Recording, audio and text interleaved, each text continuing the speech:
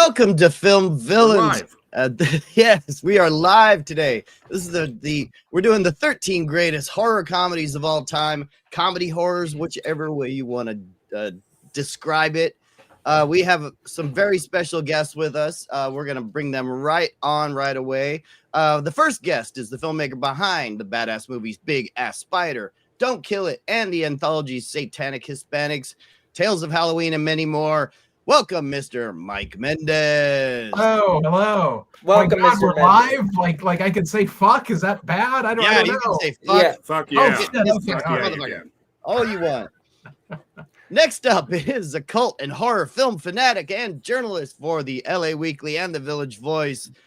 Welcome, Miss Erin Maxwell. Hello. I too would like to say the word fuck.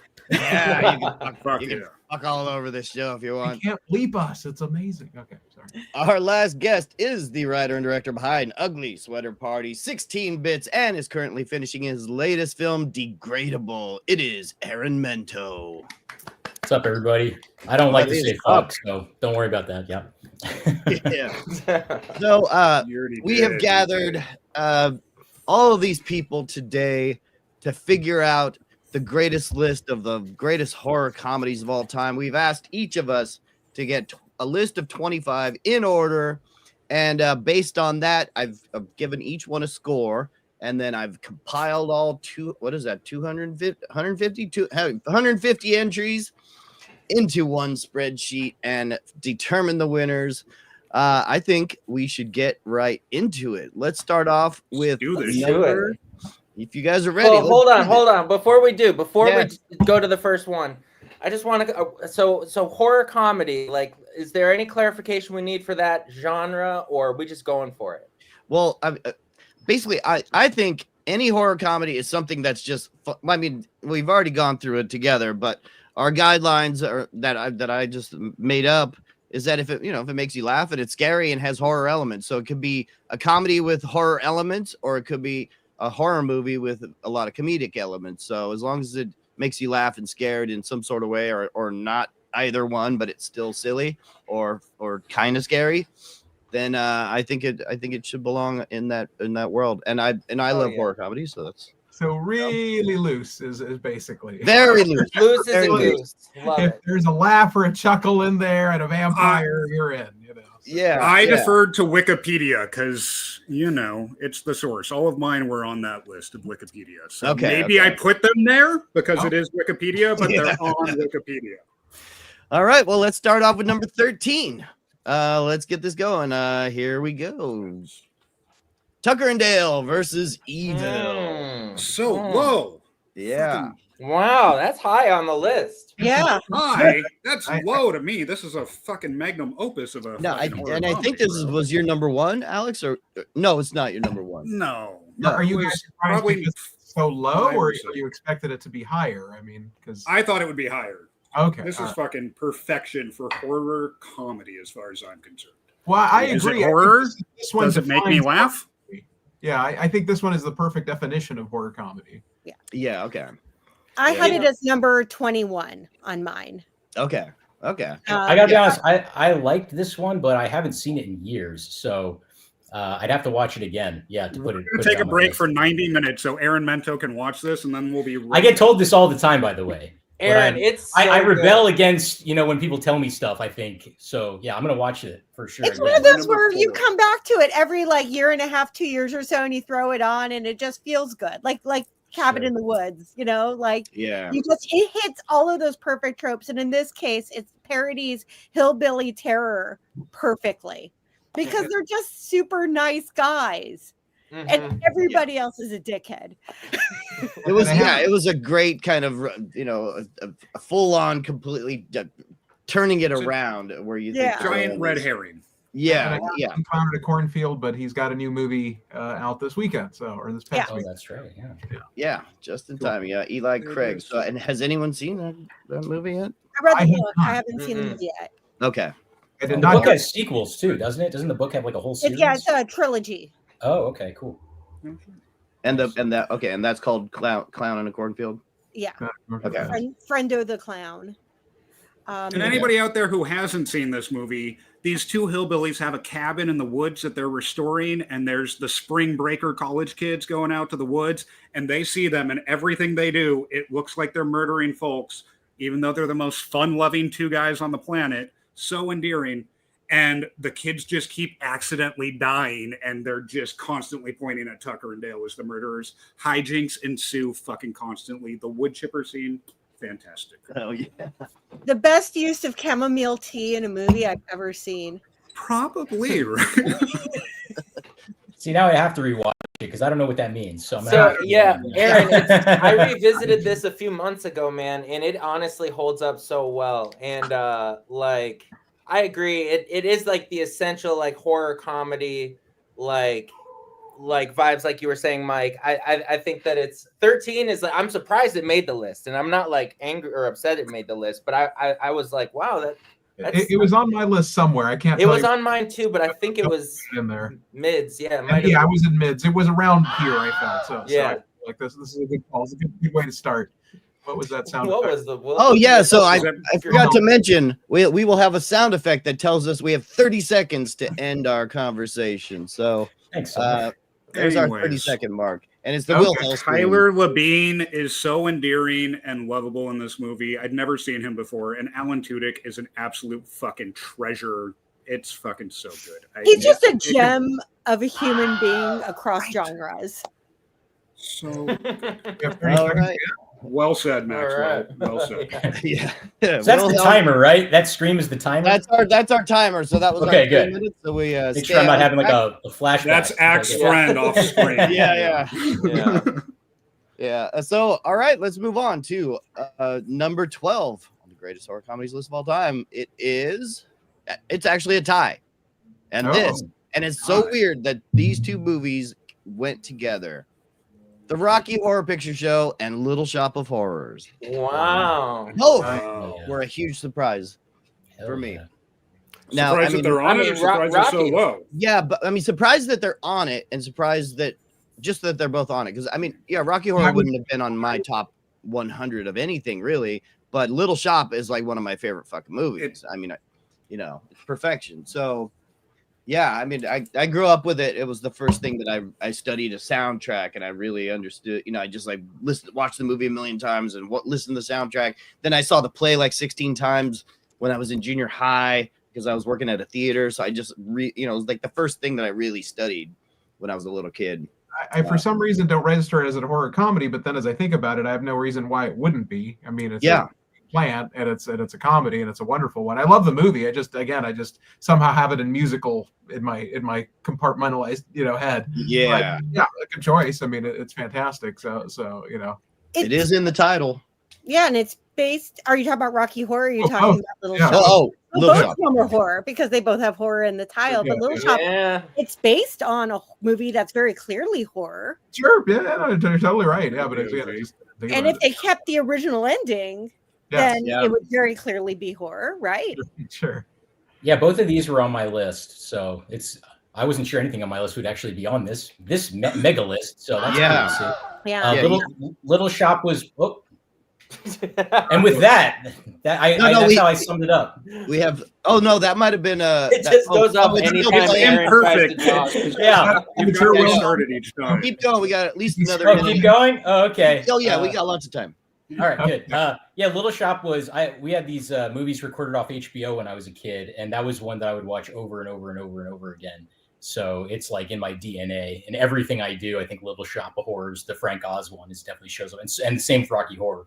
I watch it. I still watch it all the time. So these are definitely two. Musicals are really big for me. Hunter knows I've written a couple horror musicals, and he's involved with one of them that we're trying to get off the ground.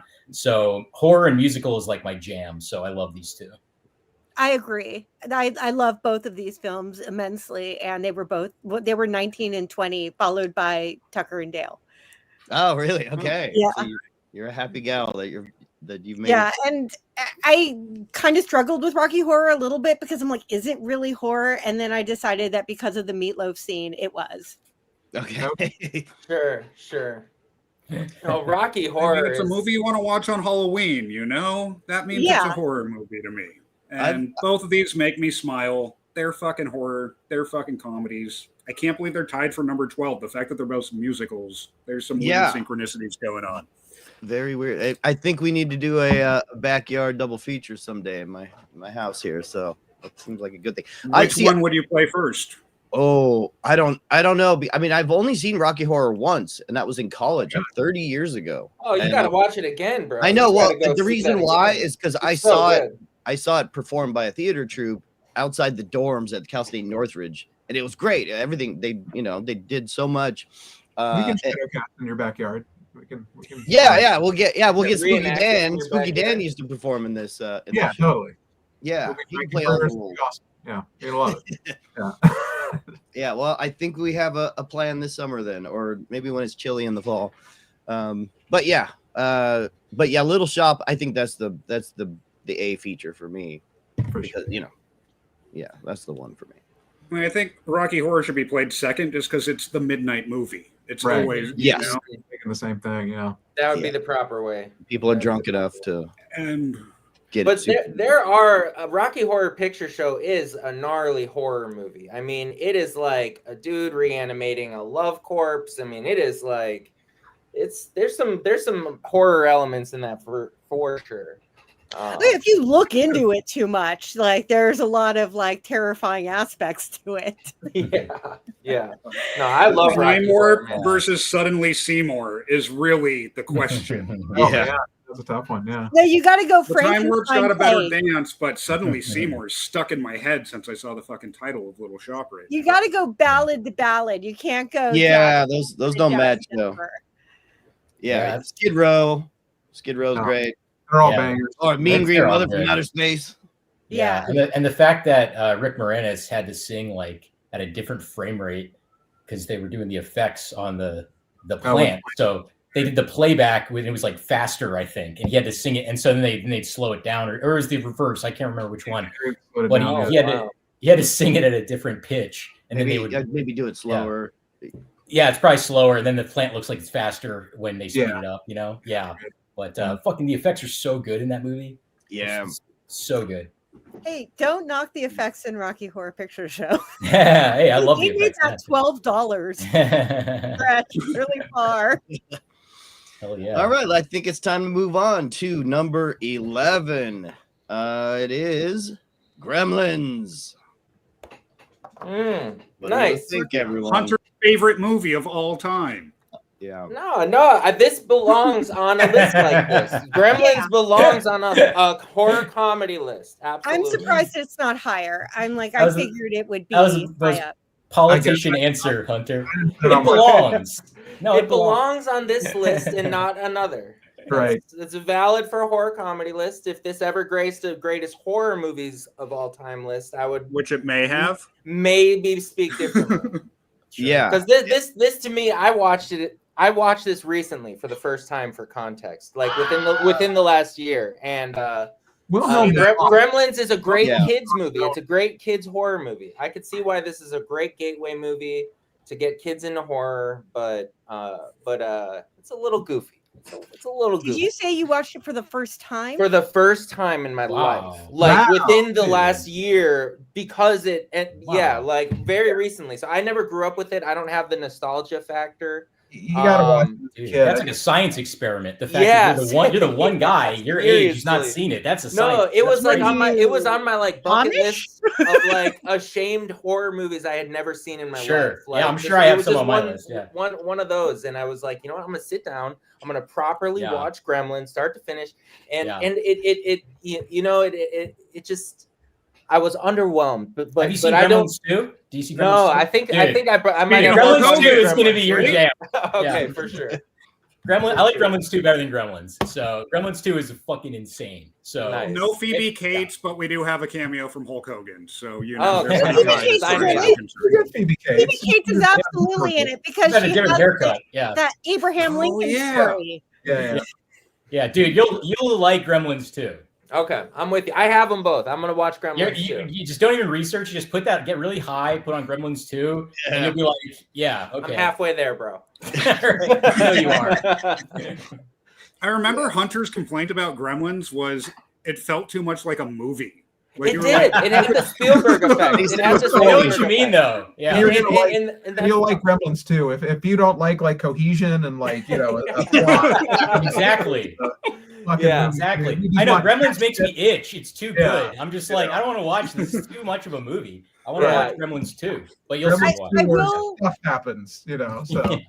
I will say this. I do think that I enjoy Gremlins 2 a great deal. I will say that I do think Gremlins 2 is a better comedy on some regards because it is a parody. But I just think that Gremlins is the better movie. Oh, for sure. Yeah, undoubtedly. Because Gremlins is a proper movie. Gremlins 2 is, a weird.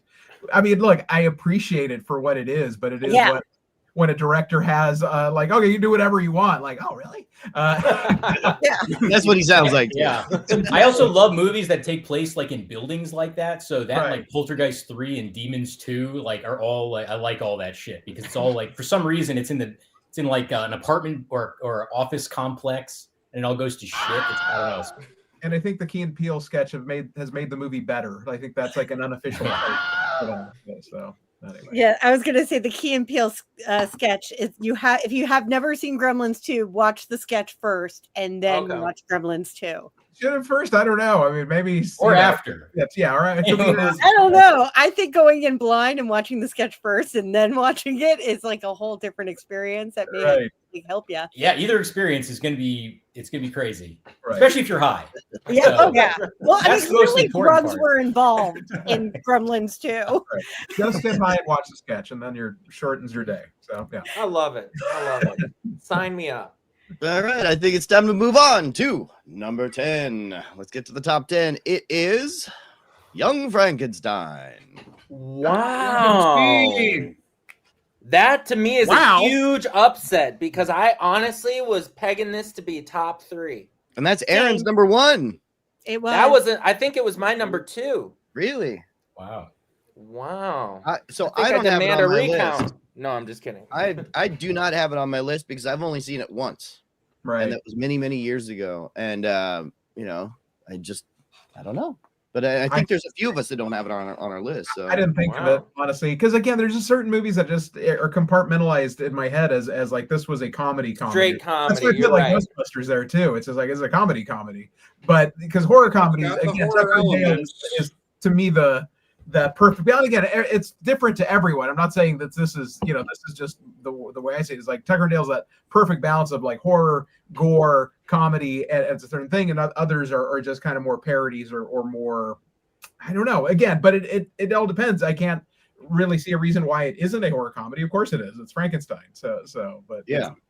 I love this movie. Yeah, it's a direct sequel to the 1931 James Whale movie, and it was written in that way by Wilder and Brooks. Right. And it's one of my favorite movies of all time, not just horror comedy. It's just one of my favorite movies of all time. Yeah. I love it so completely.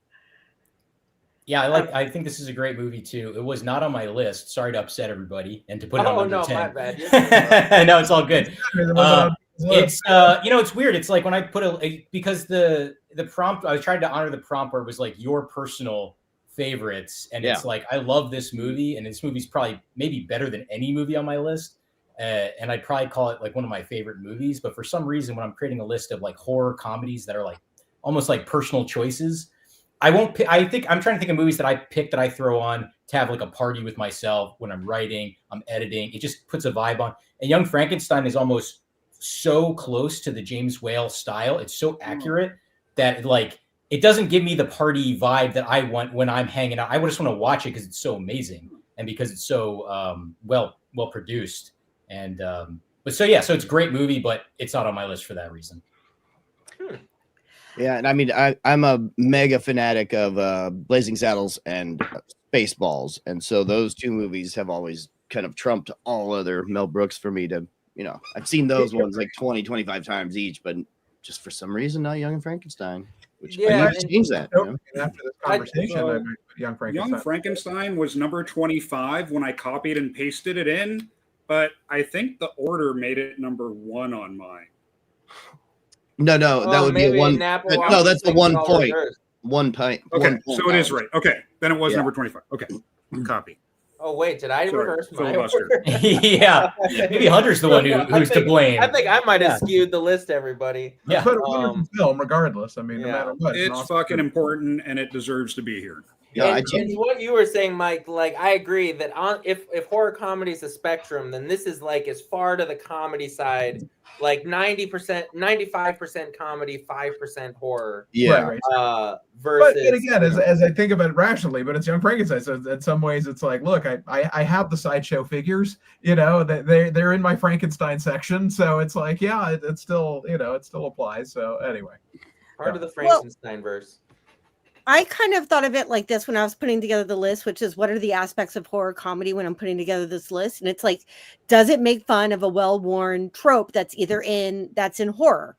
And the answer is yes. right. Does it subvert the expectations of a horror audience of what they're expecting? And the answer is yes. He, you know, with the little girl and the flowers, with the blind man, those kind of expectations. Does it treat its subject with respect? Yes. All of those, it checked all those boxes. So for me, the answer is absolutely yes. All right. And rest in peace, Gene Hackman, by the way. Yeah. Oh, yeah. And Greatness. Yeah. all the genes. Yeah, and if you're a viewer watching this right now, give us a comment below. Let us know what you think. You think we're gonna what our best movies are gonna be, and what your favorites are that we would like to know, so we can debate with you. Yeah, well, you guys want to move on to the next one? Let's do it. Sure. Let's move ahead of the Wilhelm screen here. Yeah, I know. No, well, I think what Alex and I have been texting. We're like, okay, the Wilhelm scream is not quite working out. Like you click it, and it's got a spinny wheel of doom thing before it actually wants to do it. So and then it keeps playing over and over again. So that's why it keeps. Yeah. So all right, when we're ready to move on, I'll do the scream. There you go. Perfect, bro. Wilhelm, you're gonna be out of a job, bro. Yeah.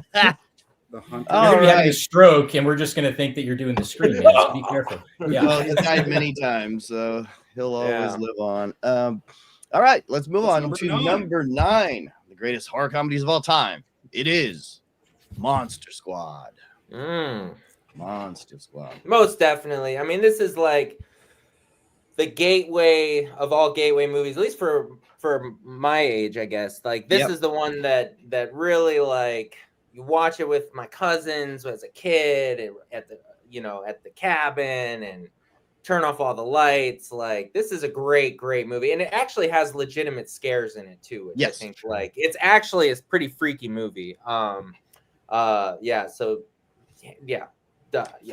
This is number 2 on my list, so it gives me the warm fuzzies every time. It's one of my top 20 to 25 favorite movies of all movies. So I just love it. It's fucking amazing.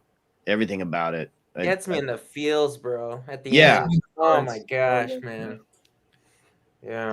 I would say this is a movie that I also love, but it's not on my list, and I'll tell you why. This movie made me really sad when I was a kid when Frankenstein flies off. So I have almost like those memories bubble up. So if I want to like have a fun time, I feel sad when I watch this movie for some reason. But it's a great movie. Yeah. I like the movie. It's not on my list either, but I like the movie. I think it was just when it came out, I discovered gore at a very early age. So I just wanted a little more blood and violence in my movies. But I will say I love the monster designs in the movie. I think it's one of my favorite outside of the Universal monsters. If you're doing the classic monsters, I think they nailed it across the board. Duncan Regier may be one of the best Draculas ever. And Wolfman had nards. So yes, he did. Something we all learned. Oh yeah, he did, dude. And that scary old German guy. So that's great too. So yeah.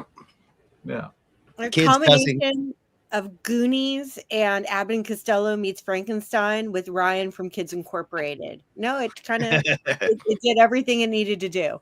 Sure. Yeah. Any other thoughts?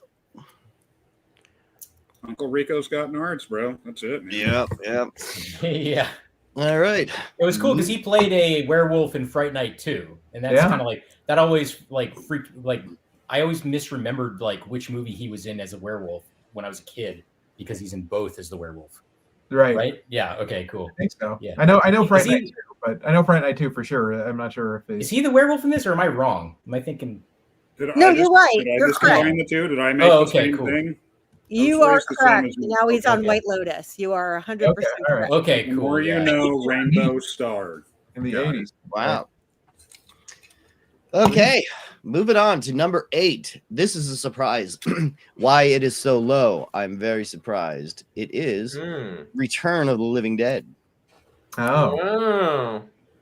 That I mean, is number 8's pretty solid, but that I'm looking at mine. It was 6 over here, and I fucking love this movie, but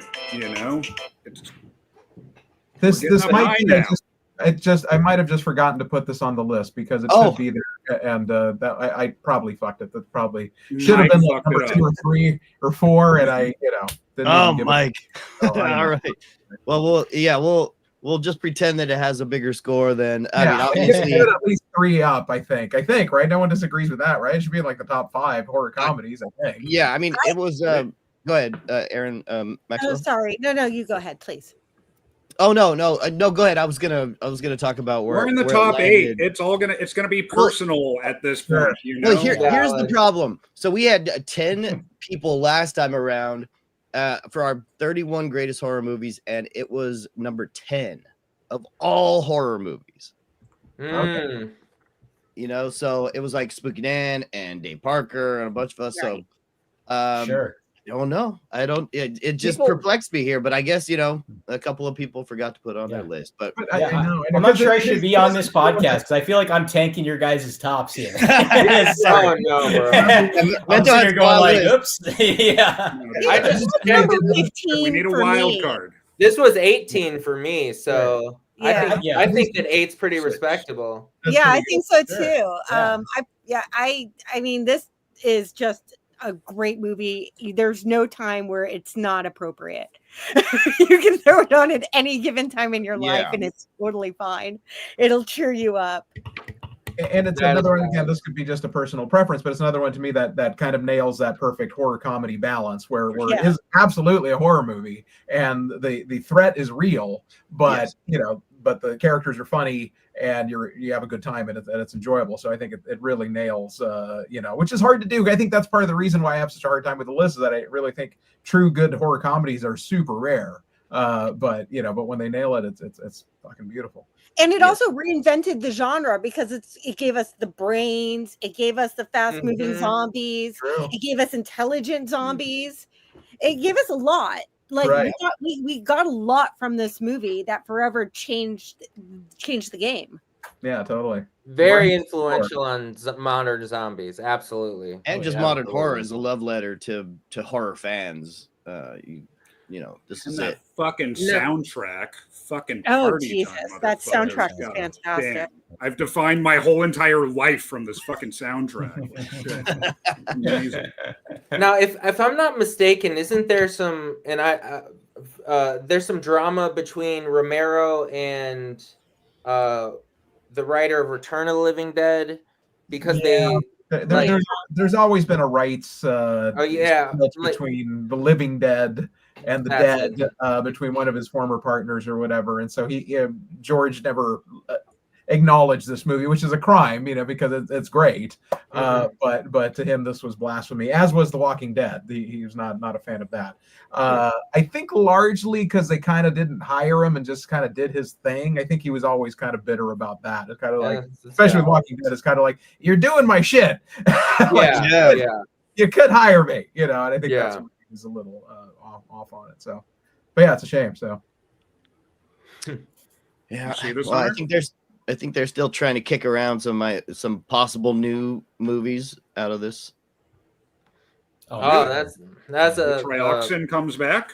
It has to do with rights and stuff. So whoever owns it, the people that are in the movies are fighting with the people that own it. No, well, it gets super complicated because Night of the Living Dead is public domain, so you could kind of do an offshoot of that, no matter who you are. So there's people that make those kind of, no, it's single Night of the Living Dead. It's not associated with anything else. So it gets really muddy.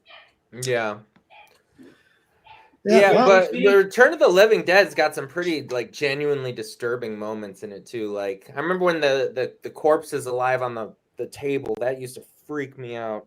It's great. Some good puppeteering. Another reason we love it is some of the best makeup effects of its time. Tarman and dog. Yeah, Tarman is bomb for sure.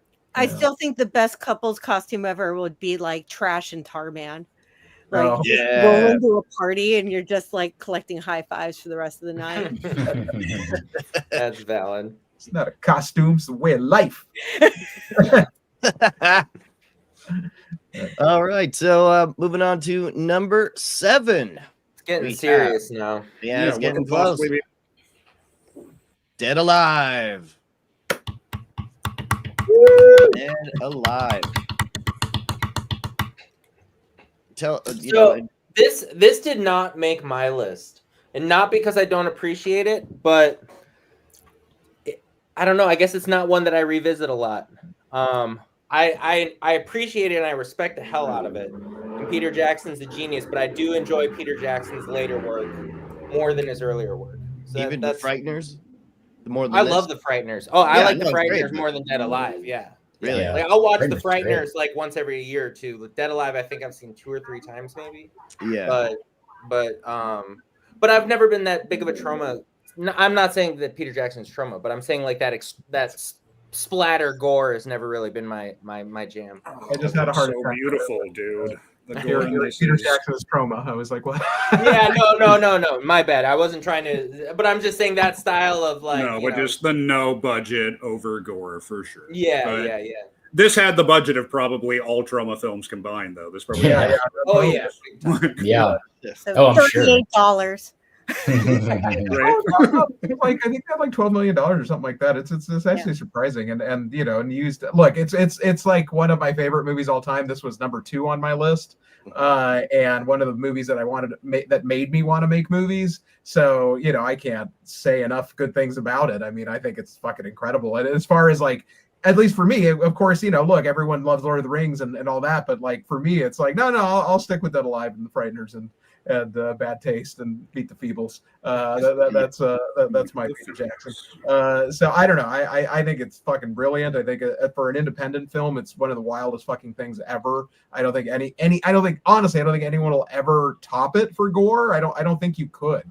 I mean, I'm curious and I'd love to see somebody try, but I just don't think you can, because it was at that right thing of like he has that independent Sam Raimi mindset and enough money to pull it off, like to really like, yeah, we can shoot 80 days and we can have 800 gallons of blood, which most American, as one who tries to do gore as often as they can, it's hard to get 800 gallons of blood going, so it's one of those ones that just as an independent film marvel, hats off, and I think it's just an incredible achievement in cinema, period.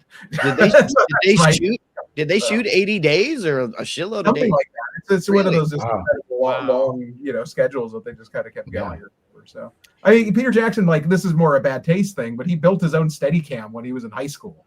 That's just amazing. Okay. Just like, that's fucking awesome. So yeah, I really love this movie too. It actually wasn't on my list either though, and my list is kind of, the way that I interact with horror comedy is specific because I like to do horror comedy. So I usually have them on when I'm writing or if I'm hanging out, and like sometimes if something is like too strong of someone's vision or goes too hard, it's like I just want to watch it instead of kind of like almost like just kind of like working while it's on or just kind of like interacting with it like a little bit. So Dead Alive is like another one of those ones that just so like a locomotive. It just goes so hard that I just call it like a great movie. Like, but like it's not one that I would throw on to like relax and chill with a horror comedy, because I'm looking for more stuff for me that's going to be like a little bit more of a chill, funny midnight movie vibe, but not go that hard. You know what I mean? It's a little bit more of a hangout kind of a vibe I go for. Mm-hmm. It was number 12 for me. Okay.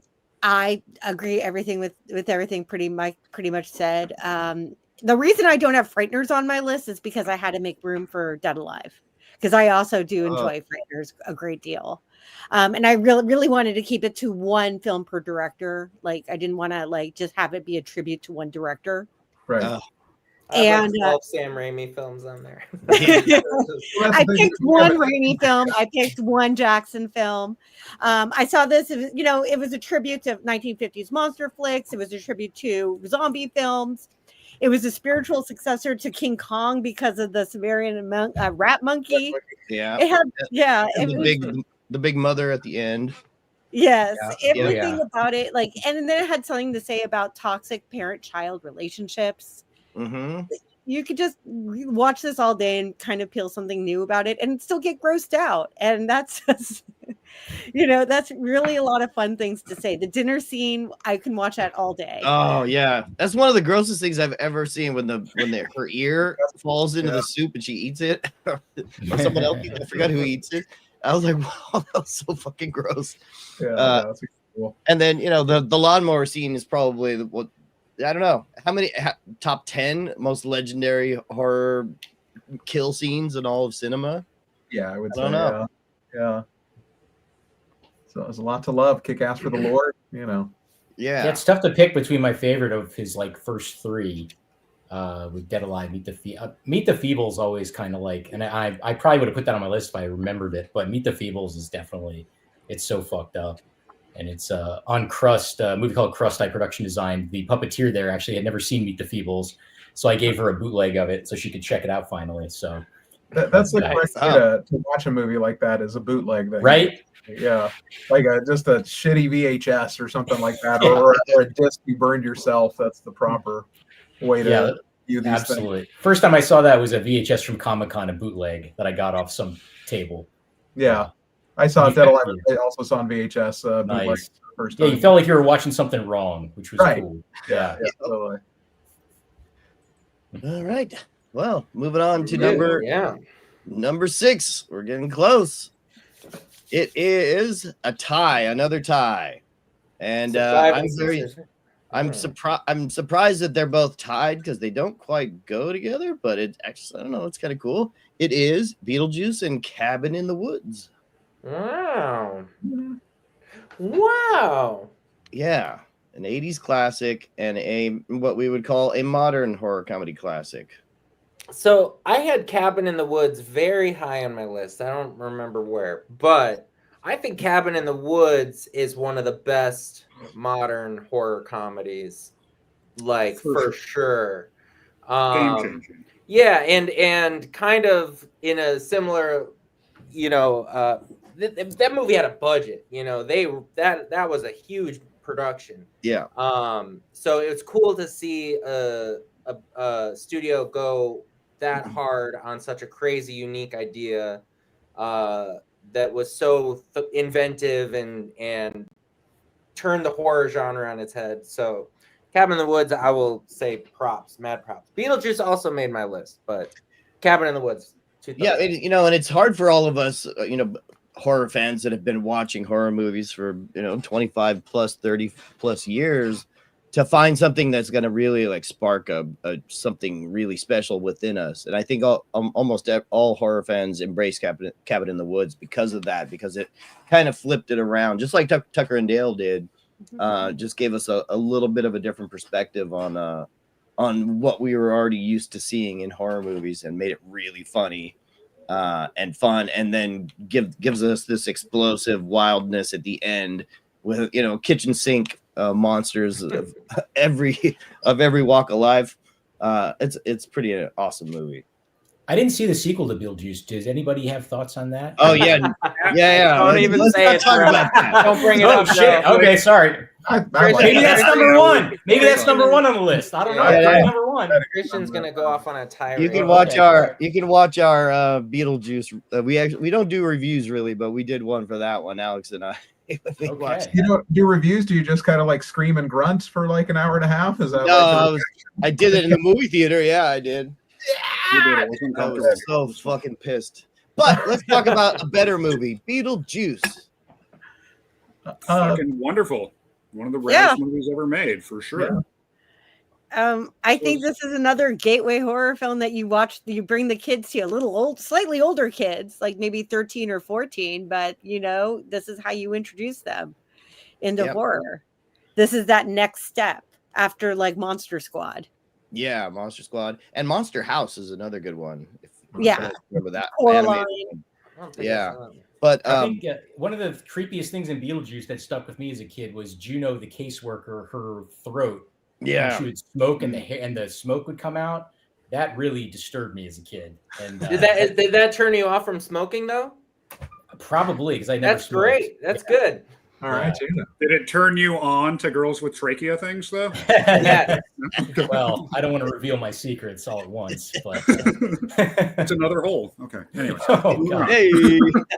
I love Beetlejuice. Beetlejuice is one of my favorite movies, but it wasn't on my list just for whatever reason. It's still in that kind of like that's a comedy light thing, even though it's spooky themed and everything. It's like, but Cabin in the Woods, on the other hand, that to me is a horror comedy. That to me is a horror film with comedic elements that works on both elements. The horror is real, the threat is real, but the characters are fun, and that kind of fits in the right thing. And again, I don't think we've had any, especially on a studio level, modern ones. Well, I'm sure some of the ones that are coming up, I'm sure Shaun of the Dead and things like that.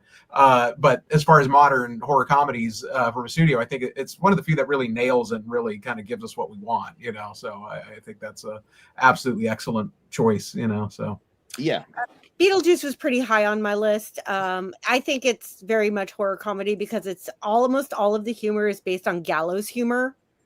So for me, that's very much like, it's like, comedy on suicide and comedy on death. And like, that's absolutely horror comedy to me. And like the makeup effects alone are just worthy of being a horror comedy. Right. Oh, hell yeah. Yeah. And then Cabin in the Woods is just that, but elevated to another degree. And it's nothing to take away from like Tim Burton's achievement. It's just that Cabin in the Woods had something to say. And it was also making fun of like mundane office culture. It was a love letter and a satire to horror. It was saying something about very specific genres of horror by just the way that they changed the names of every kind of thing. Like it was Angry Molesting Tree. It was like the way that they called it their own little, they subverted the expectations of what I was expecting those horror villains to be called. Mm-hmm. That's a good one. Yeah. Yeah. Dude, the scene where he rides the bike off the fucking the cliff. Off the cliff. Oh yeah. That was great. Just that scene alone, man, that is like one of the most epic, like hilarious scenes in a horror movie that I've ever seen. Like where you're just, it's akin to the Sam Jackson in Deep Blue Sea, which I really wanted to put on this list, but I couldn't justify it as being a comedy. But yeah, no, Cabin in the Woods is great, man. I love that flick. And Summer, our big time fan, is she says Cabin in the Woods should be number one. So I see what you're saying, Summer. We get it. We all love it and embrace it. Yeah. Well, so we move on to number 5. Ties are weird. Ties are weird. I don't like the ties. I've said that one was an interesting juxtaposition, right? Because the last ones, they were both musical comedies. They were older. This is like very I 100% thought Cabin in the Woods was going to be number 1. I am so confused. I don't know what's going to be number 1 at this point. I mean, I don't know. Series, I would think. Yeah. We haven't written this to Raimi. I don't know. Yeah, that's true. Oh, wait, we haven't gotten to Raimi yet. Okay, he can take up a few spots, so. All right, so moving on to number 5. It is American Werewolf in London. Woo! Now, this movie, I know it gets categorized as a horror comedy, but I think on the spectrum, to me, this is like 95% a horror movie. I think it did end up on my list because I knew it deserved to be there, but like to me, I consider this a really, really good scary horror movie, and it does have funny moments, but it's a scary ass movie, dude. I don't know, man. But I'm very happy it's on the list though. It deserves it. It's pretty funny, It is funny, yeah. The balloons, that's there's a few laughs, and again, it's to me the perfect type of horror comedy where the threat is very real and everything is very serious. The characters are funny, that you like them. You like them. They're just funny people having funny conversations. Yeah, and it's such a great like buddy horror movie too. Like between David and I forgot the other character's name. But like those two guys are just so like they're bros. You know what I mean? And it's like especially when he comes back as a corpse or whatever. Like, man, like if my bro came back as a corpse, like, dude, like, what up, man? Like this sucks. You got to do this crazy shit. I'd be like, what the fuck? So I just that used to creep me out as a kid for sure. Yeah. Of the movies we've been discussing, this one's actually on my list, so I'll speak up. The first one. I love this movie, and the fusion of the comedy. It just it feels like it's a comedy, but then a horror movie just rips it to shreds, and it just tries to keep getting back to comedy. And the horror just gets so grisly, and the ending it just was so downbeat, and the massacre. I have a very, very dark sense of humor, so that whole movie speaks to me a lot. So I love that movie. Same. It was number 2 for me, and just the way the movie ends and goes directly into Blue Moon, or I love the fact also that when in the scene in the movie theater where all the corpses are talking and they're still very polite. Yeah, very British. Yeah, because they're British and they would be polite, and they're like, "Well, I can't say it's very lovely to meet you," and I'm like, "Yes, I'm very, very angry that I am in this state." Oh man, dude. Yeah, this in that, and maybe that's why it checks the bill for, in my brain, a true horror movie, just because of that gut-wrenching ending, dude. I love movies where the last frame of the movie just pulls the wind out of your breath, and man, it's a great movie. But yeah, it is funny as hell, man. It is great. Also, you got to just throw props to the greatest werewolf transformation of all time, which is kind of a funny scene, if you think about it. Obviously the effects are incredible, but dude, he's struggling. Yeah, he's writhing around and he's burning up and ripping his clothes off. It's awkwardly funny.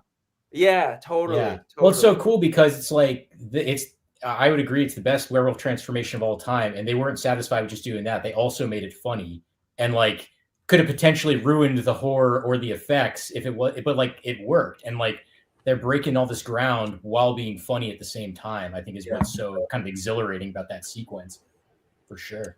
Yeah. Oh, when he wakes up naked at the zoo, bro. Yeah, that is a damn funny movie, bro. No, I mean, it's great shit. And again, it's just a great horror movie. So I think that's why it's just so high on the list, because you just don't expect to laugh that much in a movie that is so scary and intense. Yeah, just for the sequence where the mutants show up and just murder the family with the machine guns and shit. That's the funniest shit I've ever seen in my life. And it's also fucking scary though. You know what I mean? As a little kid, I remember watching that going, "What the fuck? That could happen?" Not really, but you know what I mean? Yeah. For sure. Horrifying, bro. The sound of the bones breaking during the transformation scene makes it so much worse. That's great jump scares. One of the ones where he wakes up from the dream with the Nazi werewolves, and she opens it and then stabs in the hospital.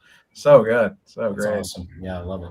Anyway, so speaking of true horror, number 4 on our list surprised the hell out of me, because I've only seen it once, and even Mendez put it on his list. It seems it's going to surprise everyone. It is Scary Movie. Oh yeah, it's on my list, guys. It's on my list. Yeah, sure. Yeah, that was number 1 on my list. Number 1 on Hunter's list. and Mendez has it high too, though. My second favorite Scream movie, So really? Wow. Okay, so you guys can't talk horror comedy. But Anna fuck out of the horror movies of my generation. I love it. Yeah. Anna Faris isn't in this one, right? She's in it. This is her breakout movie. Yeah, she just doesn't have the blonde hair. She's got darker hair. Yeah. Oh, she has the dark hair in this. Okay. Yeah, I mean, I love Anna Faris. I'll watch her. I'll pay to see her read the phone book. She's the funniest fucking chick. She is great. Normally, I wouldn't put a movie like this on the list because I have such a thing of no, it's got to be a horror movie and a comedy. But this one, part of it because it came out right during the whole rush of Scream and Scream 2, that it was right there, right with I Know What You Did Last Summer and everything, that you kind of, I don't know, it kind of fit right into the kind of horror wave of it. So I kind of fit in. It kind of breaks the rules a little bit, but I just find the movie fucking hilarious. I think it's really funny. Yeah. Oh my god, yeah. This is top 3 comedies of all time for me, and definitely my favorite horror comedy. I'm not gonna lie, I wasn't sure that this was going to make the list. I put this as my number one in a deliberate attempt to try to do it to even make the list at all. Sure. But that said, I do genuinely love this movie so much. There's so many hilarious scenes. The Wayans brothers are so fucking brilliant. And this is their greatest piece of work in my opinion. I'm not totally versed in all their work, but this is like, it doesn't get funnier than Scary Movie. Scary Movie 2 almost made my list. Dude, it made my list. Yeah, nice. Dude, it's not going to be on this list, I'm sure, but I love Scary Movie. I think it's hilarious. The Wayans brothers are a huge influence on me. I grew up on In Living Color. My wife and I, when we were dating, we watched I'm Gonna Get You Sucker repeatedly. That just brought us together. It was so fucking funny. And then funny movie about Scary Movie 2, I actually went and saw that with my parents. And I was like, nothing was out at the time. And I was like, we were on vacation. And I was like, the first one was so funny. I'm like, you guys might like it. And the second one is just insane. I mean, I love it, but it was probably one of the worst theatrical experiences I ever had because my parents were just uncomfortable. Oh my God. Yeah, I mean, it's the most stoner fucking movie ever. But I love it now, obviously. But the opening scene, isn't there like a dick through the hole in his ear? I mean, I can't imagine watching that. That was the first one. Yeah, and the first one, dick in the yeah. Oh yeah, that was the first one. Yeah. You're right. Yeah, Oh, yeah. The second one's got the small hand and like the Yeah. I was gonna say, isn't there like don't they try to seduce Chris Elliott?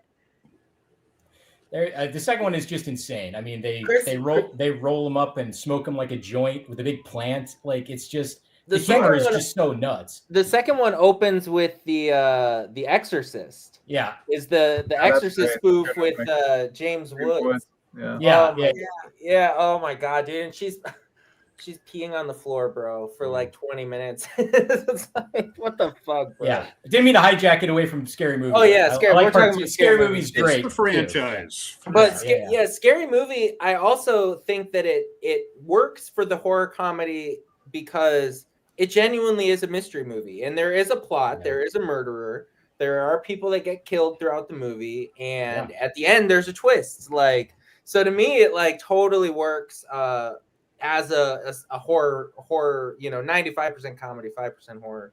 What was so cool about it was that like when it came out, it was kind of like Scream already kind of was a horror comedy and like a parody a little came out. So when they said they're going to do Scary Movie and it was like a parody of Scream, it almost felt like, oh, that's going to suck because it was already kind of like meta. But then when the Wayans did it, they just used it as an excuse to be as raunchy and fucked up as possible. So I loved it, So it was just, it's. I think it's a really underrated movie. Yeah, I need to watch all of them again. The original title for Scream was Scary Movie. Yep. Yeah. But what else is so important about these is it's such a fucking time capsule of the pop culture of that moment. Like they feed everything in. You can see what was popular at the time just by looking at that cover. You know that fucking M. Night's fucking huge. You can see Screams coming out. You got Jan Elizabeth and fucking Carmen Electra on there. Like it's just because they're spoofing the horror movies, but they're spoofing every movie inside these things. And it's just, you can get current on 1996 so quickly by just popping this in. And isn't it strange that we're not seeing these kind of movies anymore? Where are they? Oh, they're going like straight to streaming. Oh, are they? I think they're still being made. They're just going straight to streaming. If you dig for a half hour on Amazon Prime, you'll find them. Oh, okay. So, but they're horror and horror comedies. Yeah, they're like the lowest of the low, like this, like almost like this ain't porn versions, but not porn. Yeah. Okay. I did hear that the Wayans though. They're doing it back, and they're doing another one. So and I heard they pulled the whole cast from the original. Oh, I hope so, there was an issue with the rights for a while there, and like 2 other people got the rights of it that weren't the Wayans brothers. Oh, was it? It's Dimension, isn't it? No, what? I can't see the. It was the Weinsteins, bro. It used to be, but I don't know what it is. It's Weinstein's. Okay. Yeah. Dimension. And dude, we got to call out. I know Anna Faris got her flowers. We got to call out Regina Hall. She is so fucking funny in this. All of them, the whole franchise. Regina Hall is, she's like kind of like she always kills it when she comes into a scene. It's just like it goes to the next level. I love her and Anna Faris together are really funny, and so it's cool that they're both. I think they're both coming back for the new one. Okay, good, cool, excellent, dude. And I gotta shout out Dave Sheridan too, because Doofy. Officer Doofy, man. Yeah. I've had the pleasure of working with Dave a few times, man. Yep. And I literally fanned out the first time I met him, like professionally, but I was like, hey man, like really like your work in Scary Movie. Like, he's fucking funny, man. Yeah. Funny guy. Yeah, I've gotten to work with him, do some really wild. He was a chicken character in a humanoid chicken monster. And then he was also a crazy mad scientist in the Joe Bob's Haunted Drive-In that I did with him. Oh, cool! That one was really fun. That event that I did. Oh my, Officer Doofy, dude. He's like Doofy. one of my favorite characters in cinema history, bro. Christian, you got to revisit this movie, dude. I'm telling you, you will laugh your fucking ass off. Yeah. No, I 100% agree. It's been 15 plus years since I've seen any of those. At least the first three. Watch the first two. Just watch the first. At least the first two. Okay. Watch 3 as well. Come on, there's so many 8 Mile references. The rap is so good in Scary Movie 3. Because wasn't it by 3 that it was just all Anna Faris, and that was like her she was the main character. She's the main character in all of them. Her and Regina Hall carried over. Okay. Anybody attached to the Wayans like was not carried over because they weren't associated with it anymore. Oh, got it. Okay. Yeah. How many were there? I think there's like 5. There's 5. I never saw part 5 by now. Yeah. Holy moly. Yeah. It got taken over by the Zuckers, the airplane people, and then didn't have the right sensibility. And I love them, but it just wasn't right. That's who took it over. Thank you. I couldn't remember who took it over, and I'm like, the Wayans no longer wrote it, and someone else took it over, and then it just went to hell. Yeah, totally. And now Zucker's pissed off about Naked Gun. He didn't like the trailer. Man, I don't know if I saw that. Man, that's That's Leslie Nielsen. I don't know. It's like doing the Pink Panther Inspector Clouseau without Peter Sellers. Just I don't know. It's just kind of weird. Yeah. Even if it is Steve Martin. All right, moving on to number 3. Oh man, top 3. 13 greatest horror comedies of all time. It is Ghostbusters. Wow, number 3. Number 3. I think that's a valid. great spot for it. That's valid. I've said this before. I sat in a movie theater at age 7.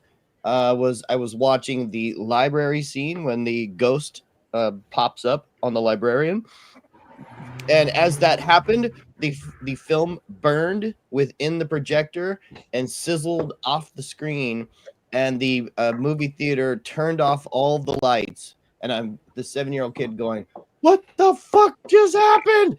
And I'm scared shitless, and it's dark in the theater for like 10 minutes straight, and that was like my first really super scary moment of enjoying a movie like that. And then they eventually got it back in the projector and turned it back on. Did Hulk Hogan jump up and tell them to turn the projector back on, or he was going to I just hope that always happens when the film burns. I don't know. Yeah, but I know. What are your thoughts, guys? Yeah, it's one of the greatest movies ever fucking made. Yeah, great. Yeah. I mean, it was in my number 7. Once a year. Yeah. The only reason it wasn't in my list, and I know you're all holy shit. I love this movie. Dan Aykroyd is a huge influence on me. So if I had to pick one Dan Aykroyd movie on my list, I pick Nothing But Trouble because that's one of my favorite movies. So that movie is way more on my sensibilities as like a filmmaker, but Ghostbusters is obviously the better movie. It's a great movie. But personally, Digital Underground isn't in Ghostbusters at all. That is true. So, it really is true. Yeah. It doesn't have Humpty. Yeah. No, it doesn't. Nothing But Trouble almost made my list. It was right there. I don't think it did, but I was really thinking about it. But dude, Ghostbusters, man, does have some genuinely scary moments in it. As a gateway movie, you as see a it when little you're kid, little for sure. Yeah, watching it as a little kid, man, that library scene was so scary. The Slimer scene freaked me out. And even when Sigourney Weaver's possessed by Zool, like when she opened the fridge, like there's a bunch of genuinely like unnerving, creepy little scenes. And when when she's in the chair and all the hands come up and grab her, that scared the shit out of me as a kid. Yeah, that was creepy as hell. Even just the shot of New York with all the ghosts fucking ascending onto the city. Dude, the soundtrack, it's just like, man, so good. It just left. We want to sound like Huey Lewis in the News. You want to sound a song exactly like Huey Lewis in the News? Okay. Yeah. Go, dude. It's just that film left such an imprint on everybody that's ever watched it when they were a kid. Think how many times in your life throughout the year that you reference that film. Yeah. Just every single day of your life, probably. Like at some point you go through your life. I reference it often. Like whether or not my fridge is disgusting and I have to clean it because I'm afraid I'm going to be attacked. Or if I come across an angry dog or like anything in my life, it's immediately a Ghostbusters reference. The power of this movie was when I was 7, after I saw it, I went back to school and I'm on the playground with the kids and I said, let's show this prehistoric bitch who's boss, or whatever the line is in this town. And I was like completely enlightened. At that moment, I felt like the clouds opening up and the rays came down. And I just said, I just cussed out in public in front of people. And by the time the next year, I was like, piss, shit, cocksucker, motherfucker, cop, everything on the playground. I didn't give a fuck, dude. That was like my gateway to cussing. This movie was Ghostbusters. That's yeah. That's the reason why I cuss so much. That's the spark. Mine is DC Cab. You're lucky. Fuck yeah! That was the first movie I ever rented from Netflix back when it was the DVD, like in the mail. And I told them it was lost in the mail, and it wasn't lost in the mail. I just kept that shit forever. DC Cab or DC Cab with the Barbarian Brothers. And Gary Busey and Bill Maher. I could talk about how the important movies that were forgotten by society, DC Cab, with a great soundtrack. Yeah, Irene Cara, that's good stuff. It's a good soundtrack, yeah. Yeah, I've never seen that one, but I have seen Ghostbusters. What? Yeah, DC Cab should totally be on this list. No, it shouldn't. And Christian, you got Slimer on your shirt there. So no, I have. I really have the librarian on. Oh, okay, yeah. Well, I think this list was rigged. Can we really trust the voting? Yeah, I don't know. Well, He's got the Ghostbusters on his shirt. I'd like to see the ballots, guys.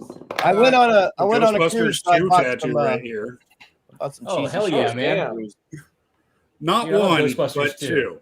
I love Ghostbusters too, man. Fuck yeah. Ghostbusters 2 almost made my list. I really like that one. Ghostbusters 2 gets a bad rap. I don't know, especially since all the other Ghostbusters sequels since then. Because I remember when Ghostbusters 2, everyone shit on it. I'm like, it's not that bad. It is a real sequel to Ghostbusters. It's got all the cast, same director. The effects are good. Yes, it's not as good as Ghostbusters, of course, but it's got great shit that's still really memorable in it. But somehow it's still kind of, shit on, and then you see something like Frozen Empire, and I'm like, I'd much rather have Ghostbusters 2, so. Yeah, Frozen Empire. Afterlife is fantastic, though. Afterlife was really fucking hit. Yeah, I like it a lot. But Part 2's got that Bobby Brown song. Come on. Hell yeah. On Our Own? That's peak 1989. Like that's where it's at, It's like, I'm going to start doing the fucking Running Man and shit here, Yeah.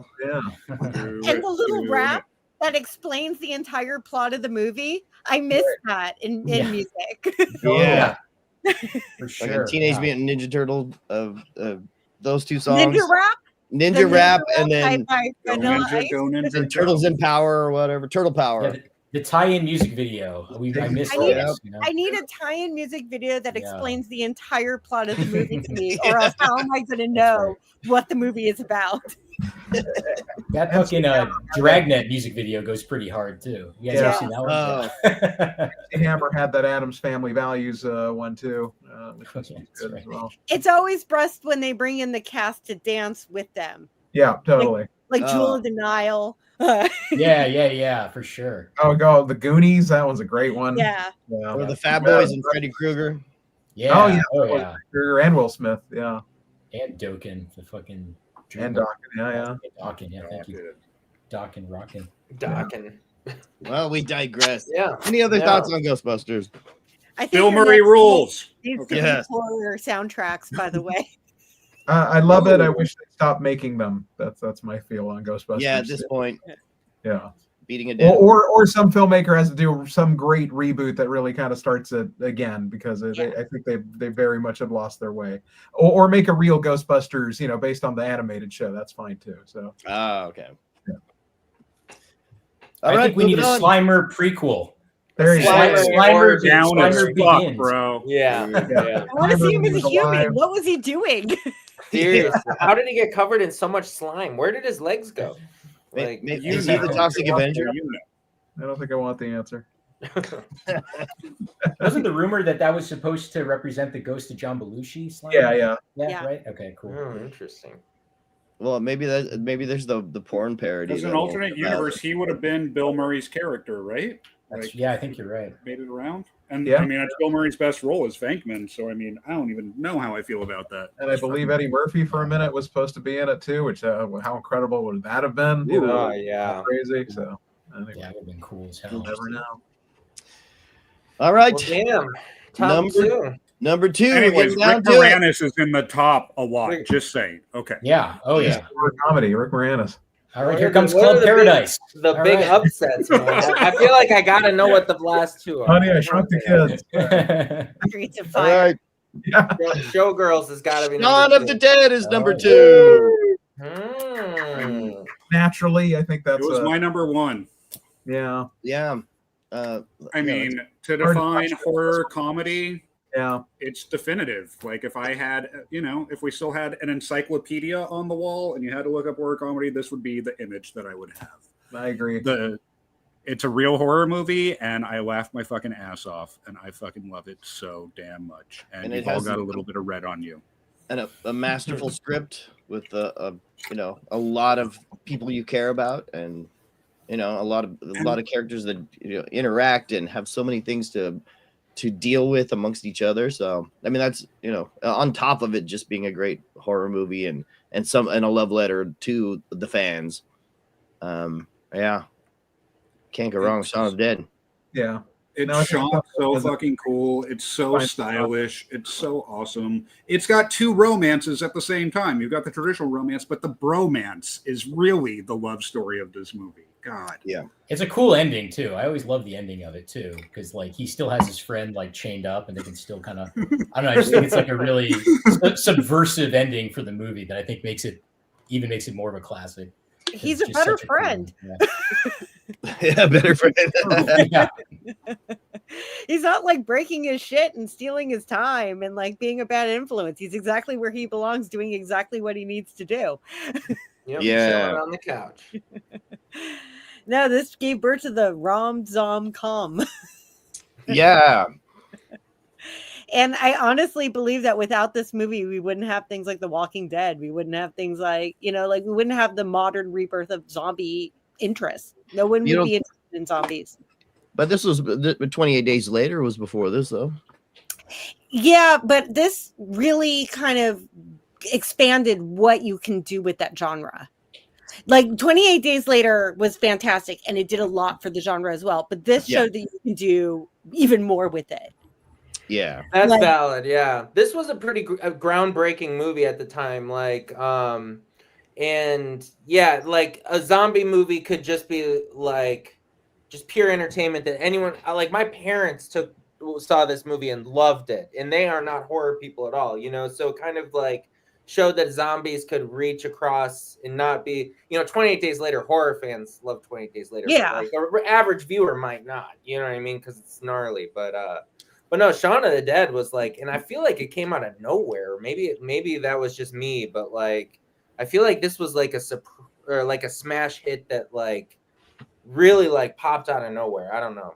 Yeah, it's a British independent film that just popped because it was good. So. Yeah, exactly. Because I remember when it got a wide release, everyone was like, "Dude, you gotta see this movie!" Like, and it's super gory. It's super charming, and yeah, I mean this is Yeah, great movie, man. Great zombie movie too.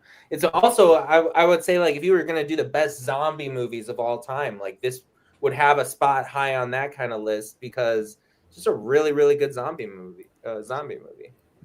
And Bro, Sure. good shit, man. It's Yeah, I so mean, good. It spoke so much to me. I think it might have reignited my love with horror even like when I saw that. Like, yeah. I joined a horror punk band not long after Shaun of the Dead came out, and we had a song that was kind of like a little hit called She Begins to Move. And it was that zombie girl, you know, the girl that falls down on the pole, and we think she's totally dead, and then she gets up and starts moving, and we were just like, you know, if a girl started dancing after that, what would, you know, the LP throwing, where they're throwing the CDs Yes, at them. yeah. Oh, yeah. Hell yeah. But so important. And I made my own short film, Drunk Zombies, that is definitely... Shaun of the Dead is the spiritual successor to that movie. Like, I never would have even thought that was possible without it. This movie succeeds on every level with me. It makes me laugh. I'm so invested in the characters. And it's so fucking cool. I know what's number one now, but this was my number one. I low key don't know what's number one. Well, I we're know not going it's to talk about number one. We're talking about number two I know right it's number one now. It's now. all We're right. going to get to. Spoiler. Yeah, we're going to get to. There's 3 candidates that can all be number one to me, and they're all by the same director. So And we have. I'm going to show you 4 other movies. We're not going to discuss all of them in depth, but I'm going to show you the 4 runners-up that didn't make the list. A few honorable mentions. Yeah. Any last thoughts on Shaun of the Dead? Bravo, Sean. Great. If you haven't seen it, Yeah. go see it, and then go watch all of the Edgar Wright Simon Pegg movies because they're fucking fantastic. Yeah, the Cornelius Agreed. trilogy. Yeah. All right, moving on. I'm gonna present what would be our 14th and 15th and 16th. Now, number 16. These are our runners-up. Number 16, and we don't have to go too much in depth, but we're gonna blaze through them here real quick. Number 16. Behind the Mask, The Rise of Leslie Vernon. I know, yeah. I thought of putting it on my list, but I haven't seen it in so long that I couldn't remember well enough. Alex is the only one that had Leslie Vernon on his list. Fuck, it's fucking perfect. You guys are all wrong. Okay. Yeah. Well, what would be number 16? Bride of Chucky and Fright Night. Bride of Chucky is high on mine. Very nice. Yeah, it's high on mine too. I love Bride of Chucky. And Fright Night. Yeah, Fright Night's on mine for sure. Fright Night and Fright Night 2 are on mine. So hell yeah. Fright Night's fucking just one of the best things ever. Oh, so good. Yeah. I even liked the remake. I thought the remake had some fun stuff in it. To be Yeah. honest. Yeah, I didn't like as much of the original, obviously. No, but it of was course it was not. pretty fun. You know, Colin Farrell was fun in it. Yeah. Yeah. Yeah. It wasn't bad. Absolutely. All right, so number 15 on our list was it was a shame because I just recently fell in love with this movie. It is Frankenhooker. Yeah. What's in bold? We had a whole episode about Frankenhooker. So Recently, yeah. Frankenhooker is a fucking masterpiece, I think. Oh yeah, and Erin, were you not a Frankenhooker recently? Was I with the No, Frankenhooker? I was not. You're not the other Erin. Okay. I really wish you didn't say that out of Thought I'd context. have to kill Yes. you all. Yes. No, that wasn't me. No, I was Dead Hooker number 1 from Maniac. Yeah, from Maniac. Oh. Yeah. As part of a couple's costume with my husband. Yes. Yeah. That's awesome. Yeah, you two showed up as Maniac and the Dead Hooker, and then I showed up as I was the VHS box of Maniac, but I was a live version with the back of the box. I built I made the graphics and everything. It was a fun Halloween seeing you guys there. But yes, Frankenhooker. Any quick thoughts on this? It's a masterpiece. I think it's great. It was higher on my list, but it was just one of those ones that I kept thinking of, like, oh, what about that movie? And so it kind of kept getting bumped down because it's a lower budget film than, say some of like Cabin in the Woods and some of the bigger things. So it got down a little lower, but I love it. I love Frank Henenlotter in general. But this is probably my favorite one because it's just the wackiest and silliest and most, but they're all great, Yeah. Yeah. And I mean, I think it's so creatively not bankrupt at all. It's so fucking energetically creative. It's bursting with it of just ridiculous fun. It's bursting with exploding mannequins, bro. And that Yeah. Fantastic. and there's lots of boobs, and you can't go wrong there. Yeah. Just a great movie. It was I think it was number 25 for me, and it's still just his most fun, funniest, and just a great time to be had by all. Yeah. Yep. Agreed. All right. Here's the one. Okay. This next one, I'm very disappointed in all of you for not making sure that this next one that it should have made the list. Come on, guys. Drag Me to Hell. Oh, see, I was thinking that could be a dark horse for number one, bro. Dude, that was my number one. Literally think that could be a dark horse for number one, and it was on my list. It was on my list, but it wasn't one. Yeah, it's definitely on my list. The movie's fucking great. It's a great movie. Yeah, it's my number one horror comedy. So there's another Raimi that I'm hoping should be. What if Raimi's not up there at all? Dude, what if it's just like idle hands? One Raimi per list. Over. I'm gonna start throwing shit. Going, this is. Well, my number one is For Love of the Game. So I think we're gonna get. Yes, there we go. That's what it is. See what's gonna. All right, dude. The fact that Killer Clowns from Outer Space didn't make the top 13 list. That was on my list too. Yeah. That proves that it shouldn't have been on the best horror movies of all time list. Dude, it made it to number 28 of the greatest horror movies of all time list on our, Sleepaway Camp. It beat Sleepaway Camp, dude. It beat Sleepaway Camp. It beat Creepshow. Wow. It beat Saw and Blair Witch. Yeah, get out of here with that. Yeah. It was on my list, but it wasn't in the top 15. All right, it's my high. bad, Okay, Drag Me to Hell remains the loudest movie I ever saw in the theater. The scares were so fucking loud. It was mixed so hot that I was shaking when I got out of the movie. It was it was intense. Like, it was one of the most intense movies I'd ever seen. I loved it. I really love this movie. I didn't put it on my list, but I love it. It's a great movie. Yeah, I have a fond memory of watching it with my mom. It was like the first time I was like, hey, let's go watch this horror movie. I was in town, and fucking, it was a return to form for Raimi. It's all there's a talking goat. There's a fucking damsel in distress. There's a crazy old lady. There's fucking eyeballs flying. There's just demons and portals and all that shit. Everything I want in a horror comedy. Dude, and actually like really good digital gore in it. I like the nosebleed and the vomit coming out. Like, a lot of that was digital, and it was like it looks pretty good. Like, it fooled me on a number of occasions. So it was still pretty gory for a PG-13. Well, I think it was fun because like he couldn't do blood, so he's like, yeah, but I could do like saliva, and I can do snot and bodily fluid. So I'll still try to do some shit. So it's good times. Well, on that note, let's move on to our number one of the film Village's 13 greatest horror comedies of all time. It is Evil Dead 2. Woo! About to get my chainsaw and put it on my hand. Thank God. Oh my gosh. I mean, would you have thought it was Army of Darkness or Evil Dead? No, Evil Dead 2. That is the one. That's the correct answer, at least from my point of view. That is the ultimate horror comedy. That's the one that defines it all. So that's the perfect one. Yeah, for sure. Gobs of gore, lots of horror, funny as fuck, culty and weird. I don't know. It's I can't say enough good things about it. Looney Tunes madness. Just a marvel of emotion. Pure Looney Tunes, dude. Hell yeah. Yeah, I collected all of the Anchor Bay clamshells of the Evil Dead movies when they were first coming out. I still have them.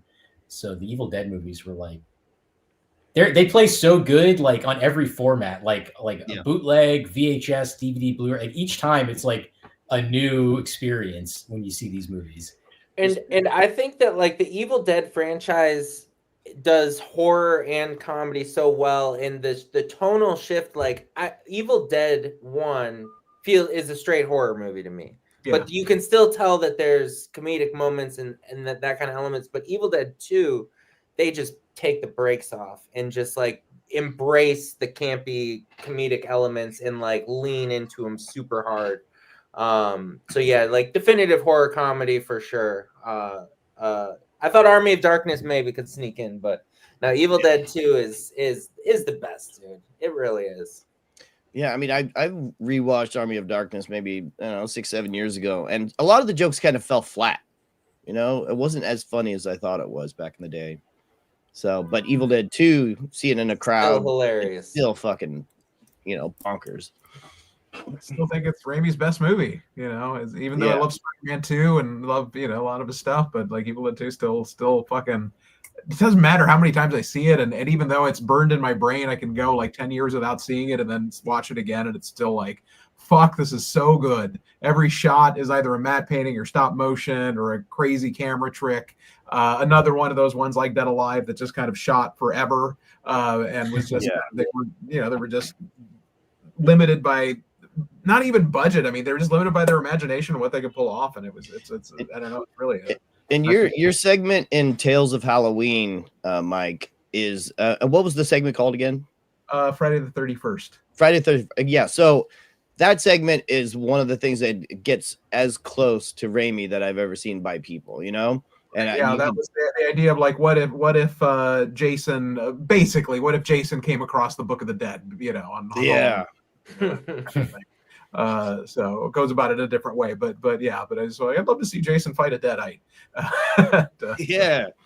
And I would. So anyway, but yeah, no, and again, this is also, like I said about Dead Alive, this is another one that this movie was my film school. I watched it hundreds of times on VHS. Just wondering, how did they do that? Oh my God, look at how are they moving that? And I don't know. I mean, it's a wonderful film for independent filmmakers to study and just kind of learn from.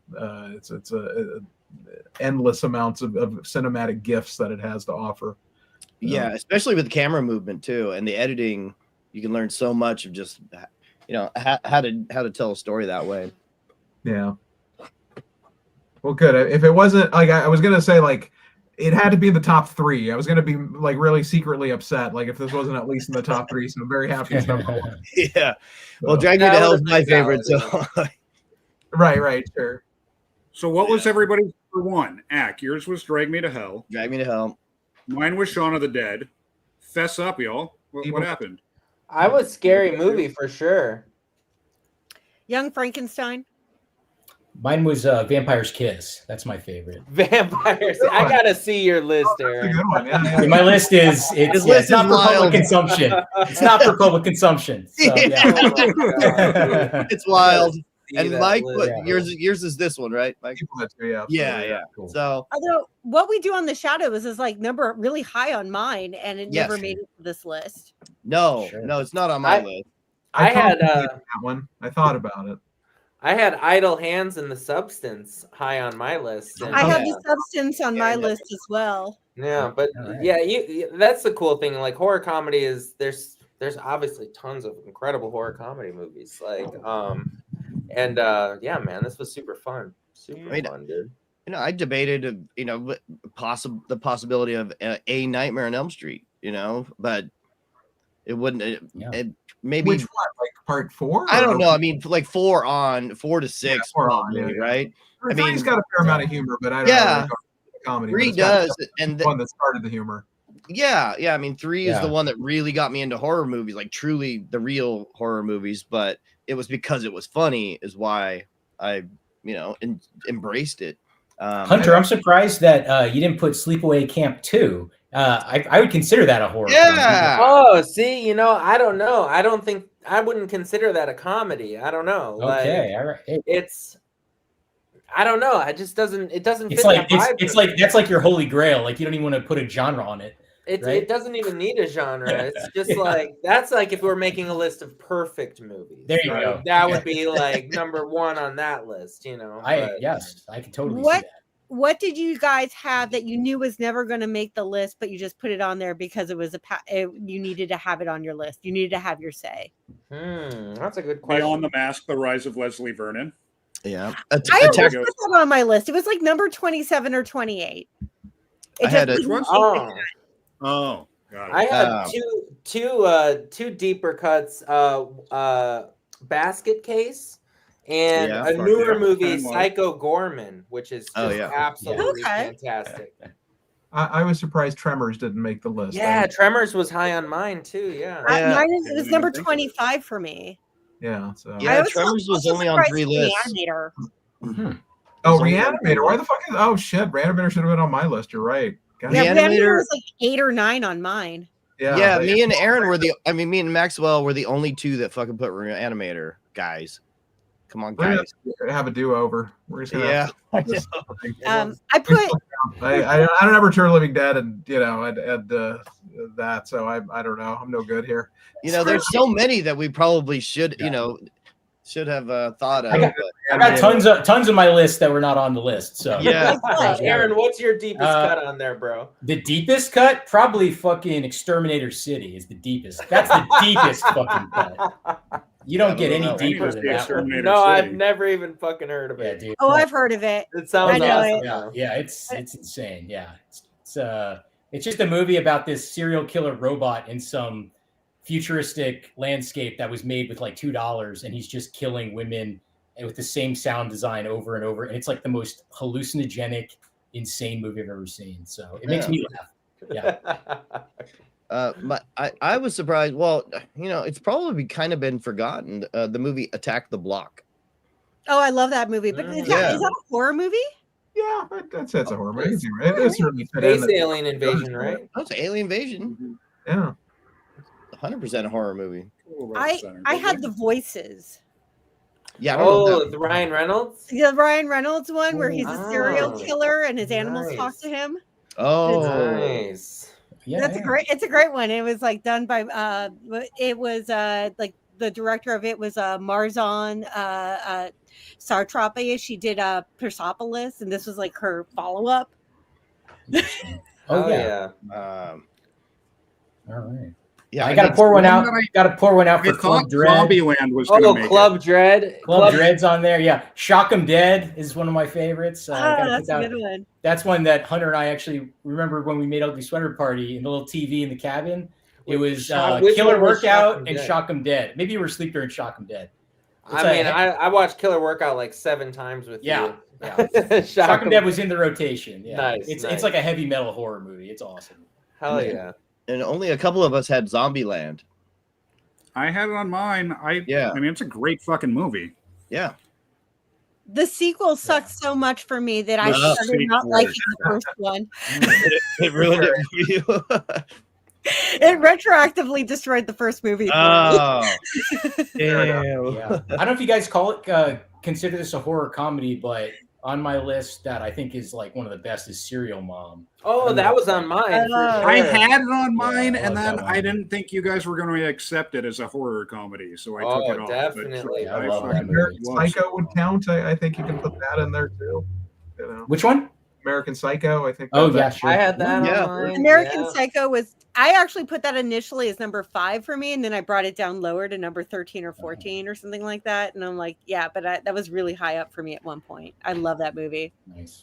I had Texas Chainsaw Massacre 2 on my list. Dude, I got number 4 on my list. Nice. Yeah, 2 is great too, though. Hell yeah. I also want to let me bring some attention to Turbulence 3 Heavy Metal. I highly recommend this movie. Okay. Yeah, Yes. the vampire, right? That was with Slade Craven, another heavy. You can see a theme here. It's another heavy metal horror movie. It's like what would happen if Marilyn Manson gave a concert on a plane and then it was taken over by terrorists? It's wow. Turbulence 3. Like a gem, bro. Turbulence 3. Rucker Hauer's the pilot for 5 seconds. So. He's just made him be there for an hour. Yeah, pretty much. Is he on the cover? He's definitely listed as like. Yeah. Hell yeah. Hell yeah. And Weekend at Bernie's 2. Sorry. I had to throw that one out there too. I don't remember that at all. I saw it on your list. Like, is that a horror movie? Well, it's a zombie. Because of the voodoo, right? No, voodoo, zombie. Bring Bernie back. He's at the conga line. You only like can dance and walk if there's calypso music. How is Weekend at Bernie's 2 not on the greatest list, guys? What are you guys? You dropping the ball over here? No, yeah. Yeah. That's hilarious, dude. Well, I think it's also time. A talking goat, if I'm not mistaken. So you'd like it, Christian. What's that? Say it again. There's a talking goat also in Weekend at Bernie's too. So. Oh, is there? Yeah. So am I missing out on fucking? Because I don't remember. Drag Me to Hell. So yeah. Oh, you're missing out for sure. Yeah. Okay. All right. I mean, there's one thing we've learned. It's that Weekend at Bernie's 2 is the best horror comedy of all time. And with that, we'll sign off. And Well, thank Oh you. yeah, Erin. we did it, guys. Thank you. Yeah, thank you, Erin Mento, Erin Maxwell, and Mike Mendez. We'd love to have you guys back on anytime. Join us sometime. And thank you all for watching, and like, subscribe, and all that crap. And we'll see you next week on Film Villains. Toodles.